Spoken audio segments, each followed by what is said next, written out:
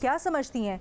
सवाल बहुत सारे हैं, जवाब कुछ आते हैं, लेकिन अब ये भी सामने आ रहा है कि जो जवाब सामने आ रहे हैं, लेट्स से जैसे फवाद चौधरी और जुल्फी बुखारी साहब ने जो जवाब दिया उसमें भी सच नहीं बोला जा रहा है, उसमें भी झूठ सामने आ रहे हैं।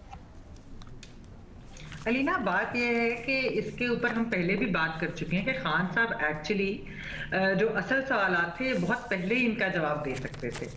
आपको याद है कि राना अबरार साहब जो सहाफ़ी हैं, उन्होंने जब इसके ऊपर आरटीआई की रिक्वेस्ट की थी, ये तोशा खाना के गिफ्ट के ऊपर, ये मामला, ये सारे सवालात तभी अगर इसका जवाब दे देते वज़ीर आज़म थे उस वक्त इमरान खान साहब, तो ये मामला फिर इतने उसके ऊपर सवालात उठते भी ना, अगर उस वक्त इन सब चीज़ों के दे देते।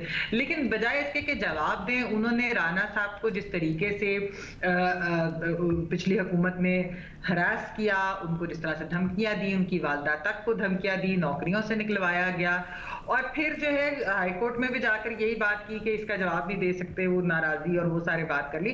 तो ये पहले दिन से ही इसके जवाब देना ही नहीं चाह रहे थे, और अब जो चीजें सामने आ रही हैं ये मजीद सवालात उठा रहे हैं। आपको अगर याद हो कि राना अबरार साहब जब शाहजेब खान दादा के शो पर आए थे तो उन्होंने एक बात की थी उस वक्त भी, उन्होंने कहा कि उनके पास जो इंफॉर्मेशन है उसके मुताबिक ये ट्रांजैक्शन जो हुई है, जो बैंकिंग ट्रांजैक्शन है, यानी कि जहां से पैसे पेमेंट हुई है, वो खान साहब का अपना अकाउंट नहीं है।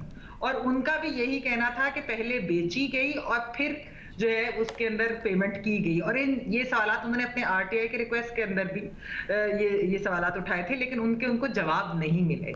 तो यही सवाल जो है अब दोबारा बनते हैं। खान साहब तभी मुतमईन कर सकते हैं जब वो इन सारे सवालात का जवाब दें कि कहां से ये पैसे जो है, अगर तो कैश में पेमेंट हुई है तो क्या उन्होंने उस दिन अपने बैंक से कैश निकाला, और फिर वो बैंकिंग ट्रांजैक्शन उसकी होगी, उसकी कोई ना कोई रसीद होगी, और किस अकाउंट से निकाला, किस तरीके से वो किया। तो ये सारी जो चीजें हैं ये सामने क्लियर हो जाएंगी। लेकिन अफसोस की बात है, अभी तक ऐसे ही लग रहा है कि बजाय इसके के जवाब देने के, पीटीआई बैंकिंग ट्रांजैक्शन जो कि ये वैसे तो कहते हैं ना कि दूसरों से भी इन्होंने जब बात करते कि रसीदें दे, तो अपनी भी अगर ये रसीदें ही जमा करा दे या रसीदें ही दिखा दे तो पता चल जाएगा किधर है। लेकिन उसके बजाय क्या किया कि इन्होंने सहाफियों पे अटैक शुरू कर दिए। फेक न्यूज तो एक अलग चीज है, वो जिस तरह आपने अभी इसका हवाला दिया, उसके अलावा वो व्हाट्सएप के भी कुछ फेक मैसेजेस और वो भी सारे इस तरीके से जिस तरह कर रहे हैं, मुखर्जी ने उसको फैक्ट चेक भी कर दिया।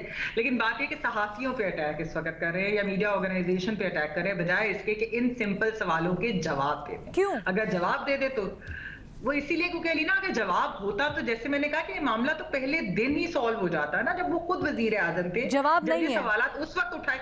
आपके ख्याल में जवाब नहीं है?